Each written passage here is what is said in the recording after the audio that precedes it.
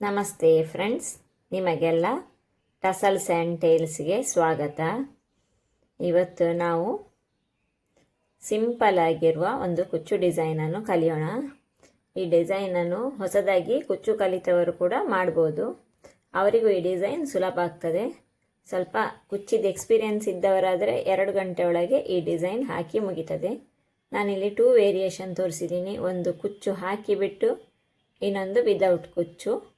ಬನ್ನಿ ಈ ಡಿಸೈನ್ ಹೇಗೆ ಮಾಡೋದು ಅಂತ ಕಲಿಯೋಣ. ಶುರುವಿಗೆ 6 ಸ್ಟ್ಯಾಂಡ್ ಸಿಲ್ಕ್ ಥ್ರೆಡ್ ತೆಗೆದುಕೊಂಡು ಅದಕ್ಕೊಂದು ನಾಟ್ ಹಾಕಿ, ನಾಟು ಮೇನ್ ಫ್ಯಾಬ್ರಿಕ್ನ ಬ್ಯಾಕ್ ಸೈಡ್ ಬರುವ ಹಾಗೆ ಇಟ್ಕೊಂಡು ಒಂದು ಸಿಂಗಲ್ ಕ್ರೋಶೆ ಹಾಕಿಕೊಳ್ಳೋಣ ಈ ರೀತಿಯಲ್ಲಿ. ಇನ್ನು ನೆಕ್ಸ್ಟ್ 2 ಚೈನ್ ಸ್ಟಿಚ್ ಹಾಕಿಕೊಳ್ಳೋಣ. 1 2 ಸೂಜಿ ಮೇಲೆ ಒಂದು ಸತಿ ದಾರ ಸುತ್ತಿಕೊಂಡು ಈ 2 ಚೈನ್ ಸ್ಟಿಚ್ ಎಲ್ಲಿಗೆ ಬರ್ತದೆ ನೋಡಿ ಅಲ್ಲಿಗೆ ಒಂದು ಹಾಫ್ ಡಬಲ್ ಕ್ರೋಶೆ ಮಾಡಿಕೊಳ್ಳೋಣ. ಹಾಫ್ ಡಬಲ್ ಕ್ರೋಶೆ ಅಂದರೆ 3 ಲೂಪಿನಲ್ಲೂ ಒಟ್ಟಿಗೆ ತೆಗೆಯೋದು ಒಂದೇ ಸತಿಗೆ. ಇಲ್ಲದಿದ್ದರೆ ನಾವು ಡಬಲ್ ಕ್ರೋಶೆ ಮಾಡ್ತಾ ಇದ್ವಲ್ಲ ಆ ರೀತಿಯಲ್ಲಿ. ಹಾಫ್ ಡಬಲ್ ಕ್ರೋಶೆ ಆಯಿತಾ. ಇನ್ನು 2 ಚೈನ್ ಸ್ಟಿಚ್ ಹಾಕಿಕೊಳ್ಳೋಣ. 1 2 ಸೂಜಿ ಮೇಲೆ ಒಂದು ಸತಿ ದಾರ ಸುತ್ತಿಕೊಂಡು ಇದು ಎಲ್ಲಿಗೆ ಬರ್ತದೆ ಅಂತ ನೋಡಿ ಅಲ್ಲಿಗೆ half double crochet. Base line ಹಾಕಲಿಕ್ಕೆ ತುಂಬಾ ಈಸಿಯಾಗಿದೆ. 2 chain stitch, half double crochet, chain stitch, half double crochet. ಇದೇ ರೀತಿಯಲ್ಲಿ ಬೇಸ್ ಲೈನನ್ನು ಹಾಕಿಕೊಂಡು ಹೋದರೆ ಆಯಿತು. ಬಿಗಿನರ್ಸಿಗೆ ಹೇಳಿದ ಡಿಸೈನ್ ಆಗಿರ್ತದೆ. ತುಂಬ ಸುಲಭವಾಗಿ ಹಾಕಿಕೊಂಡು ಹೋಗ್ಬೋದು. ಕುಚ್ಚು ಗೊತ್ತಿದ್ದವರು ಈ ಡಿಸೈನನ್ನು 1-2 ಗಂಟೆ ಒಳಗೆ ಒಂದು ಸೀರೆಗೆ ಹಾಕ್ಕೊಂಡು ಮುಗಿಸಬಹುದಾಗಿದೆ. ಈ ಡಿಸೈನನ್ನು ನಾನು ಇದೇ ರೀತಿ ವರ್ಕ್ ಮಾಡಿ ಲಾಸ್ಟಲ್ಲಿ ತೋರಿಸ್ತೀನಿ. ಇವಾಗ ನಾವಿಲ್ಲಿ ವರ್ಕಿನ ಎಂಡ್ ತನಕ ಬಂದಿದ್ದೀವಿ. ಇಲ್ಲಿ ನಾನು ಹಾಫ್ ಡಬಲ್ ಕ್ರೋಶೆ ಹಾಕಿಕೊಂಡಾಗಿದೆ. ಇನ್ನು ಲಾಸ್ಟಲ್ಲಿ 2 ಚೈನ್ ಸ್ಟಿಚ್ ಹಾಕಿ ಈ ಥ್ರೆಡ್ಡನ್ನು ಕಟ್ ಮಾಡ್ತೀನಿ. ಉಳಿದಿರೋ ದಾರಕ್ಕೆ ಗ್ಲೂ ಹಾಕಿ ಬ್ಯಾಕ್ ಸೈಡು ಸ್ಟಿಕ್ ಮಾಡಿಕೊಳ್ಳೋಣ. ಬೇಸ್ ಲೈನು ಈ ರೀತಿಯಾಗಿ ಕಾಣಿಸ್ತದೆ ನೋಡಿ. ಇನ್ನು ನೆಕ್ಸ್ಟ್ ಸ್ಟೆಪ್ಪು ಹೇಗೆ ಮಾಡೋದು ಅಂತ ತೋರಿಸಿಕೊಡ್ತೀನಿ. ನೆಕ್ಸ್ಟ್ ಸ್ಟೆಪ್ಪಿಗೆ ಇನ್ನೊಂದು ಕಲರ್ ಸಿಲ್ಕ್ ಥ್ರೆಡ್ ತೆಗೆದುಕೊಂಡು ಈ ಸಿಂಗಲ್ ಕ್ರೋಶೆ ಹಾಕಿದ್ವಲ್ಲ ಅದರ ತುದಿಯಲ್ಲಿ ಈ ಇನ್ನೊಂದು ಕಲರ್ ಸಿಲ್ಕ್ ಥ್ರೆಡ್ಡನ್ನು ನಾಟ್ ಹಾಕಿಕೊಳ್ತೀನಿ. ಈ ರೀತಿಯಾಗಿ ನಾಟ್ ಹಾಕಿಕೊಂಡಾದಮೇಲೆ ಈ ಗ್ಯಾಪಿನೊಳಗೆ ಇನ್ನೊಂದು ಚೈನ್ ಸ್ಟಿಚ್ ಹಾಕಿಕೊಳ್ಳೋಣ.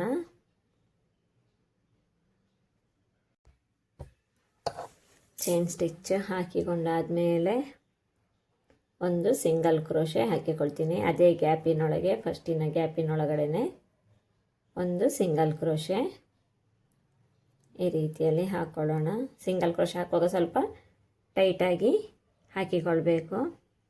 ಸಿಂಗಲ್ ಕ್ರೋಶೆ ಆದಮೇಲೆ 2 ಚೈನ್ ಸ್ಟಿಚ್ ಹಾಕೋಣ. 2 ಚೈನ್ ಸ್ಟಿಚ್ ಆದಮೇಲೆ ಥ್ರೆಡ್ಡನ್ನು ಮೇಲಕ್ಕೆತ್ತಿ ಒಂದು ಬೀಡ್ ಇನ್ಸರ್ಟ್ ಮಾಡೋಣ. ಬೀಡ್ ತೆಗೆದುಕೊಂಡು ಬೀಡನ್ನು ಇನ್ಸರ್ಟ್ ಮಾಡಿಕೊಂಡಿದ್ದೀನಿ ಇದರ ಒಳಗಡೆ ಈ ರೀತಿಯಲ್ಲಿ. ಬೀಡ್ ಇನ್ಸರ್ಟ್ ಮಾಡಿಕೊಂಡು ಒಂದು ಬೀಡ್ ಲಾಕ್ ಹಾಕಿಕೊಳ್ಳೋಣ. ಈ ರೀತಿಯಲ್ಲಿ ಬೀಡ್ ಲಾಕ್ ಹಾಕಿಕೊಂಡಾದಮೇಲೆ ಇನ್ನು 2 ಚೈನ್ ಸ್ಟಿಚ್ ಹಾಕಿಕೊಳ್ಳೋಣ.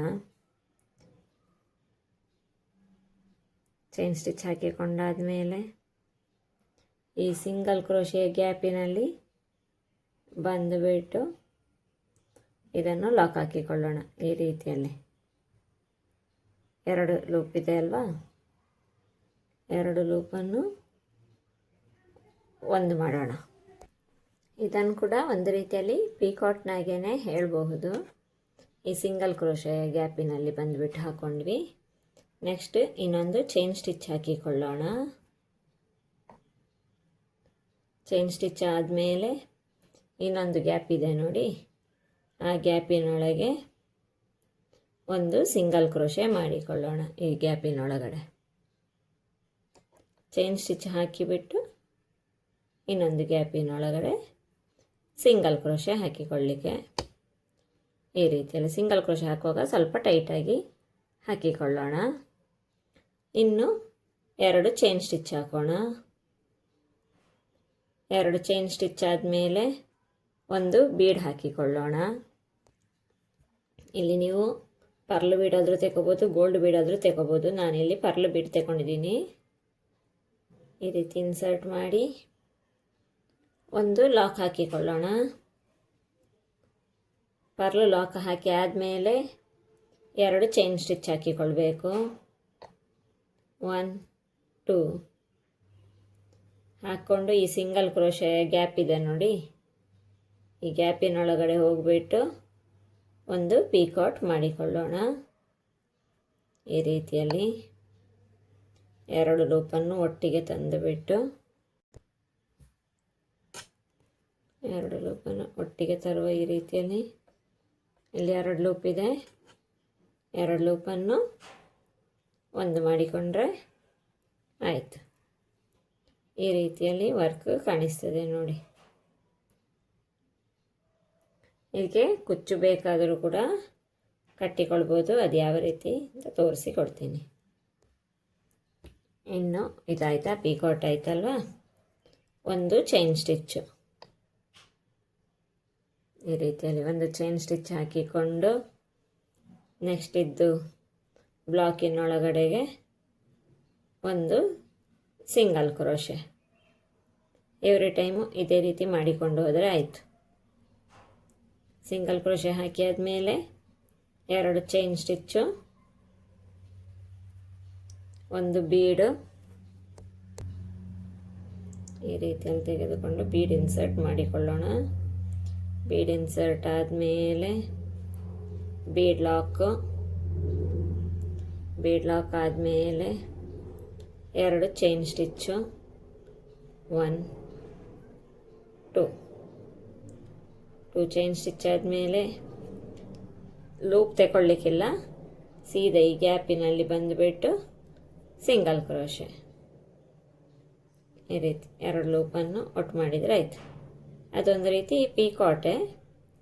ನಾವು ಮಿಡಲಲ್ಲೊಂದು ಬೀಡ್ ಆ್ಯಡ್ ಮಾಡ್ಕೊಂಡಿದ್ದೀವಿ ಪೀಕಾಟಿಗೆ. ಈ ರೀತಿಯಲ್ಲಿ ಕಾಣ್ತದೆ.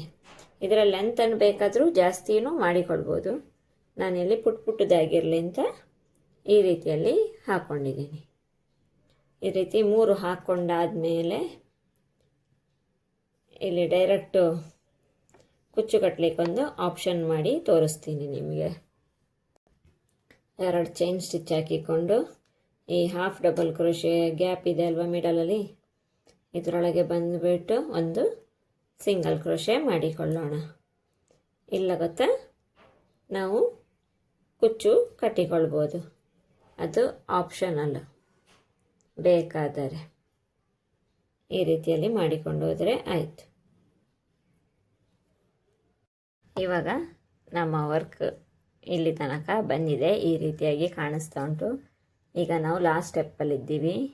ಇಲ್ಲಿ ನಾನು ಸಿಂಗಲ್ ಇದು ಪೀಕಾಟ್ ಹಾಕ್ಕೊಂಡಾಗಿದೆ. ಇನ್ನು ಒಂದು ಚೈನ್ ಸ್ಟಿಚ್ ಹಾಕಿ, ನಾನಲ್ಲಿ ಗ್ಲೂ ಹಾಕಿನೂ ಸ್ಟಿಕ್ ಮಾಡ್ಕೊಂಡಿಲ್ಲ, ಮಾಡ್ಕೋಬೇಕಷ್ಟೇ. ಕೊನೆಯಲ್ಲಿ ಒಟ್ಟಿಗೆ ಮಾಡ್ಕೊಳ್ಳೋಣ ಅಂತ ಈ ಕೊನೆಯ ಗ್ಯಾಪಿನಲ್ಲಿ ಬಂದುಬಿಟ್ಟು ಒಂದು ಸಿಂಗಲ್ ಕ್ರೋಶೆ ಮಾಡಿಕೊಳ್ಳೋಣ. ಈ ರೀತಿಯಲ್ಲಿ ಸಿಂಗಲ್ ಕ್ರೋಶೆ ಆದಮೇಲೆ 2 ಚೈನ್ ಸ್ಟಿಚ್ಚು, 2 ಚೈನ್ ಸ್ಟಿಚ್ ಆದಮೇಲೆ ಒಂದು ಬೀಡ್ ಇನ್ಸರ್ಟ್ ಮಾಡಿಕೊಂಡಿದ್ದೀನಿ. ಬೀಡ್ ಲಾಕ್ ಹಾಕಿ ನೆಕ್ಸ್ಟ್ 2 ಚೈನ್ ಸ್ಟಿಚ್ ಹಾಕಿಕೊಳ್ಳೋಣ.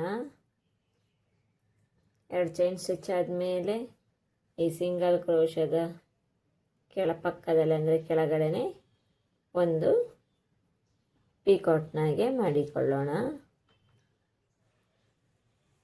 ಇದಿಷ್ಟ ಆಯಿತಾ. ಇನ್ನು 1 ಅಥವಾ 2 ಚೈನ್ ಸ್ಟಿಚ್ ಹಾಕಿ ಈ ಥ್ರೆಡ್ಡನ್ನು ಟ್ರಿಮ್ ಮಾಡಿಕೊಳ್ಳೋಣ. ಇವಾಗ ನಮ್ಮ ವರ್ಕ್ ಈ ರೀತಿಯಲ್ಲಿ ಕಾಣಿಸ್ತಾ ಉಂಟು. ಇದು ವಿದೌಟ್ ಬೀಡ್ ಆಗಿರ್ತದೆ, ವಿದೌಟ್ ಕುಚ್ಚಾಗಿರ್ತದೆ. ಇಲ್ಲಿ ನಾನು ಕುಚ್ಚು ಕಟ್ಟಲಿಕ್ಕೆ ಆಪ್ಷನ್ ಇಟ್ಟಿದ್ದೀನಿ. ಕುಚ್ಚು ಕಟ್ಟಿ ಆದಮೇಲೆ ನಿಮ್ಗೆ ಯಾವ್ದು ಚೆಂದ ಕಾಣ್ತದೆ ಅಂತ ನನಗೆ ತಿಳಿಸಿ.